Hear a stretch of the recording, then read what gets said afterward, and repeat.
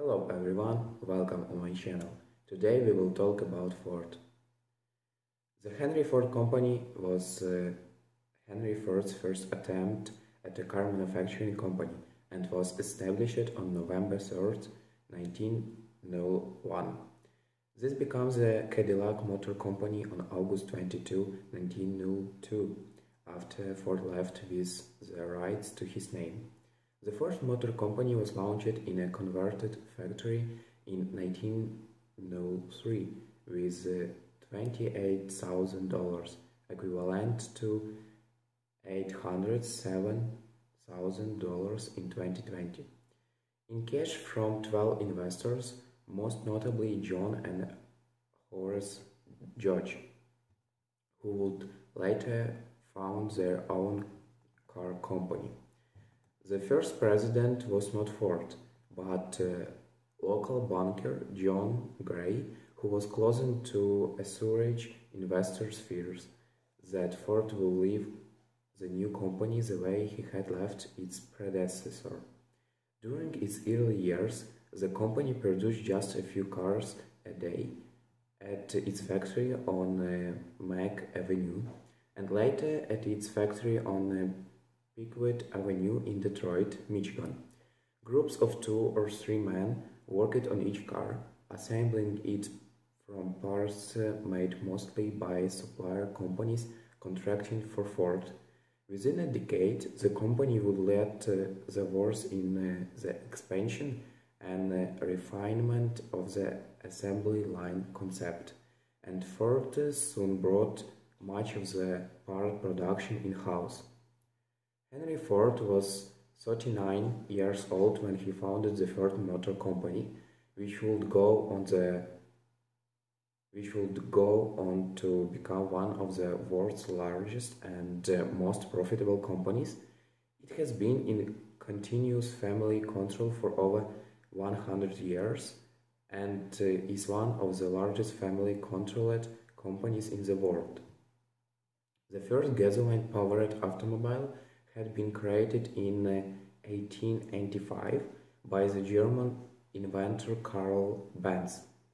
More efficient production methods were needed to make automobiles affordable for the middle class, to which Ford contributed by, for instance, introducing the first moving assembly line in 1930 at the Ford factory in Highland Park. Between 1903 and 1908, Ford produced the models A, B, C, F, K, N, R, and S. Hundreds of a few thousand of mods of these were sold per year. In 1908, Ford introduced the mass-produced Model T, which totaled millions sold over nearly 20 years. In 1927, Ford replaced the T with the Model A, the first car with safety glass in the windshield. Ford launched the first low-priced car with a V8 engine in 1932. In attempts to compete with General Motors' mid-priced Pontiac, Oldsmobiles, and Buick, Ford created the Mercury in 1939 as a higher-priced companion car to Ford. Henry Ford purchased the Lincoln Motor Company in 1922 in order to compete with such brands as Cadillac and Packard for the luxury segment of the automobile market. In 1929, Ford was contracted by the government of the Soviet Union to set up the Gorky automobile plants in Russia, initially producing Ford Model A and AAC, Serbia playing an important role in the industrialization of that country. Ford Germany, first subsidiary in Germany, produced military vehicles and other equipment for Nazi Germany's war effort. Some of Ford's operations in Germany at that time were run using forced labor. The creation of a scientific laboratory in Dearborn, Michigan in 1951, doing unfettered basic research led to Ford's unlikely involvement in superconductivity research. In 1962, Ford Research Labs made a key breakthrough with the invention of a superconducting quantum interference device, or SQUID. Ford offered the LifeGuard safety package from 1956, which included such innovation as a standard deep dish steering wheel, optional front and for the first time in a car, rear seat belts, and an optional padded dash. Ford introduced child-proof door locks into its products in 1957, and in the same year offered the first retractable hardtop on a mass-produced six-seater car. In late 1955, Ford established the Continental Division as a separate luxury car division.